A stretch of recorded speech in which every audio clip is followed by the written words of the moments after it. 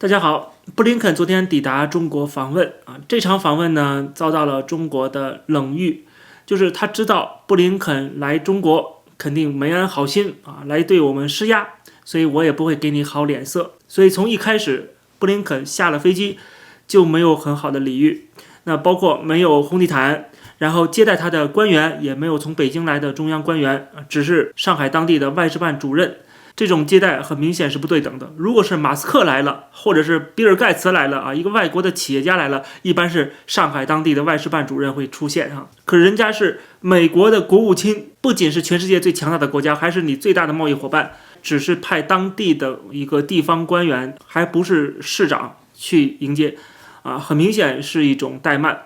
当初耶伦访问中国的时候，在广州下飞机，还有北京来的财政部副部长亲自接待呢，亲自到飞机前去迎接但是布林肯来了反而没有这样的待遇。当然这是一种区别对待，而且布林肯到上海之后，给他安排的酒店是上海知名的和平饭店，有很多的媒体解读说这是向美国释放一个信号，我们想要和平当中国一个试图去侵害你利益，甚至打倒你的这个势力，跟你说和平的时候，你就明白他是在缓兵之计而且就在布林肯访问上海的这个期间，中共海军举行了开放日，在上海有2艘军舰，包括中共最精锐的驱逐舰之一淄博舰，停靠在上海的外滩可以从布林肯的酒店房间直接看到。不知道这是不是要给布林肯一个下马威，但不管怎么样，至少可以给中国的这些网民打打气很多人就说布林肯下酒店，我们给他扇一巴掌，而且还把军舰开在他的酒店房间门口壮我中华，扬我国威，说这是要打破美国的所谓从实力出发去交往的这样的一个立场。就是当时大家还记得不记得，在阿拉斯加会谈的时候，中国是强烈批判美国的这个说法。什么叫做用实力出发？实际上美国的意思是什么呢？就是说我们跟别人交往的时候，我们要有实力作为靠山，否则我们的谈判什么占不到便宜，就必须有强大的实力作为基础，作为后盾才可以，就是这个意思其实任何国家都是，如果有这样的强大的实力的话，当然不可能不去利用。对中国来讲其实也一样的，但是中国呢就把这个给解读成你想用实力来压我们你的实力比我强，就想来压我们，我们不吃这一套，对吧？当时说了，中国人不吃这一套，什么意思呢？我不承认你的实力比我强那你这就是在睁眼说瞎话了，或者说根本忽略事实。你是像鸵鸟一样把自己头埋在土里，你自己给自己洗脑给制造一种假象，就是我们的实力不比美国差美国不要想从实力的这个角度和地位出发来压我们，我们不吃这一套所以有些人就讲了，这一次的军舰这次对布林肯的怠慢，就是告诉你们我们实力足够，而且我们不惧怕你。全世界都知道美国实力最强，就中国人不知道，就中国人不承认。那你想想下场会是什么可想而知了。但是对于布林肯本人来讲，或者对于美国来讲，他其实不太在乎这些小伎俩就是你怠慢我了，没有铺红地毯或者怎么样，你愿意 OK 没关系我就忍了，无所谓。因为他们要的是实质的动作，就是我必须要来跟你们进行沟通，只要这个动作做到了就可以了。至于你们怎么想的，你怎么对待我的，其实并不重要。美国人从来是不在乎面子的，中国是最在乎面子，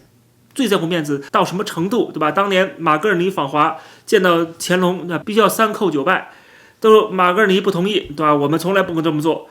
最后只能是单膝跪地。但是到了中国的那个官方文献记载是，马格尔尼看到乾隆帝之后浑身紧张，然后不由自主的双膝跪地而马格尔尼作为英国的使节，他的这个翻译的 title 叫做钦差，对吧？就是皇上派的钦差。但是到中国这儿给你改了，你是贡使，你是来朝贡的。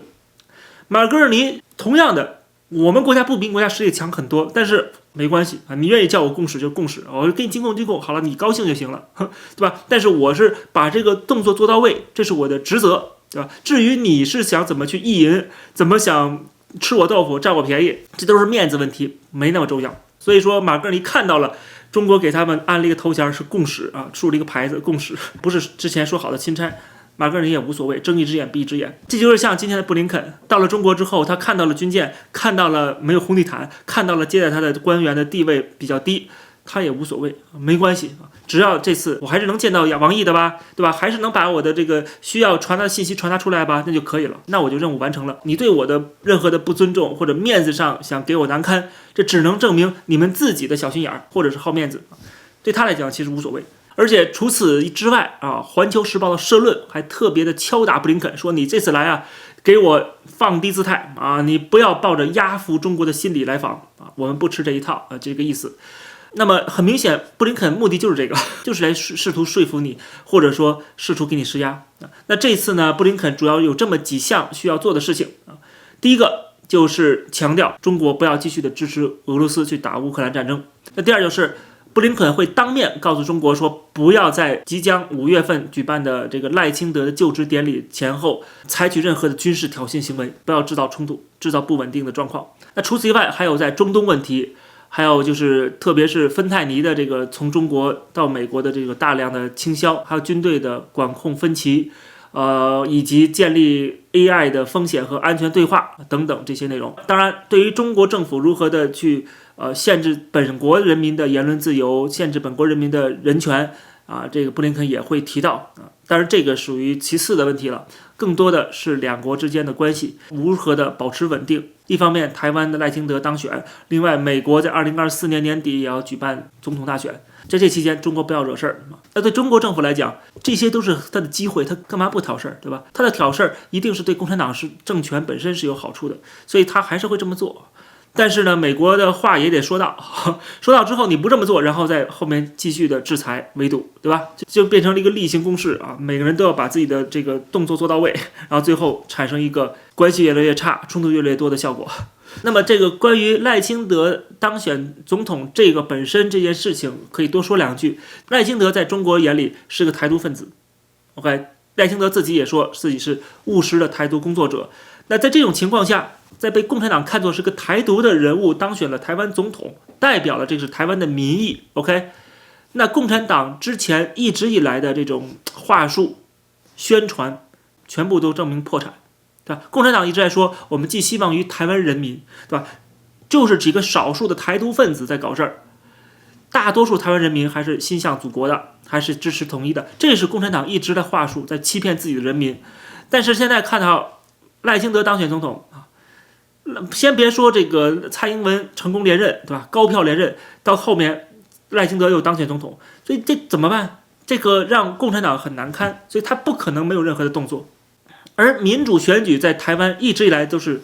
持续了很多次了，多次的政党轮替，这并没有真正的改变台海的现状。OK， 台湾一直都是独立状态，只有统一才是真正改变两岸独立的现状啊。所以说，美国的立场很清楚，不能够单方面改变台海现状，实际上就在支持台湾目前所维持的独立状态。而真正要破坏现状的就是共产党啊，而共产党有越来越大的需求去破坏这个现状了，因为他自己越来越难以自圆其说，所以这种情况下，他一定有挑衅的动作。那我觉得台湾不得不防，而美国这次就是先打个预防针，就告诉你不要这么做，但是他们背后一定有计划。就是知道，就算我这么说了，你可能也不会同意，你还会继续这么做，那么我们就有相应的措施啊。我们先礼后兵，先把丑话说到前面，你不同意，那我们就要这个直接抗衡的一些姿态。所以在下个月或者下一个月，台海可能会出现一些紧张的局势啊，大家可能要做好心理准备。但是呢，共产党因为至今为止都没有能力去实现所谓的武统，所以解放军不足惧啊，喊了70年，到今天为止仍然不敢实现所谓的统一。但是不代表他在其他的方面没有搞超限战啊，特别是对台湾的认知战、舆论战，这一直是正在进行时。从这可以看出，美台和中国这两方是有完全不同的诉求和不同的利益，所以说双方根本在这个问题上是谈不拢的。共产党为了维持自己的统治，他不能不有一些动作，而美国台湾最担心的就是台湾独立于中国的现状不能够维持下去。所以我相信这次布林肯访中，基本上什么事情谈不拢啊，最多就是各说各话，各自把自己的态度表达出去，然后回到家之后再磨刀霍霍。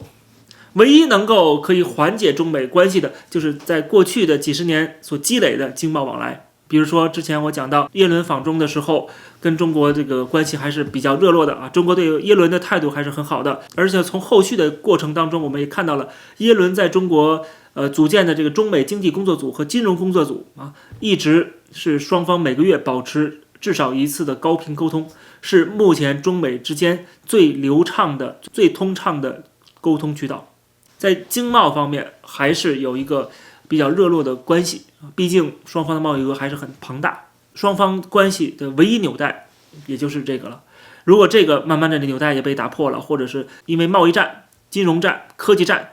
而逐渐的脱钩，那么中美这两艘大船就真的没有交集了。那没有交集之后，双方各自在自己各自的阵营去集结力量，那么一定会来一个终极对决。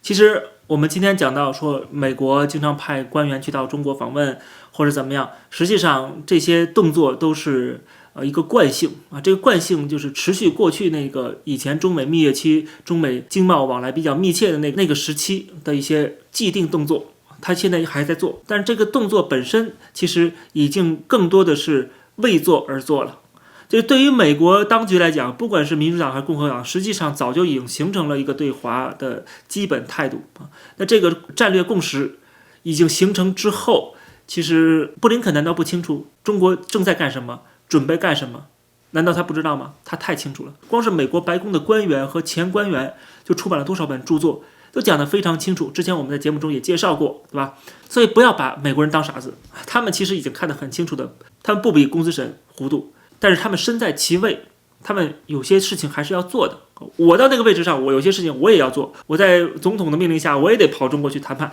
这个是很正常。但是他们心里其实都清楚，现在21世纪的最大主题是什么？现在美国最大的敌人是谁？而且对方是如何的，现在正在对美国进行全方面的渗透和攻击。所以今天拜登政府采取了一个切香肠战略，就是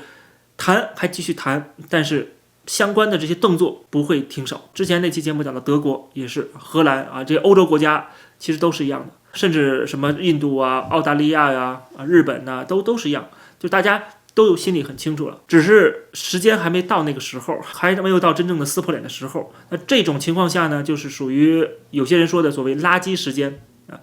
历史上的垃圾时间，大家就混日子啊。大家都知道最终我们要变成什么样的一个关系，而且现在已经回不去，过去的友好关系已经回不去了，但是未来真正的兵戎相见的那个程度还没达到，所以这段时间就是垃圾时间。所以我看到有粉红说，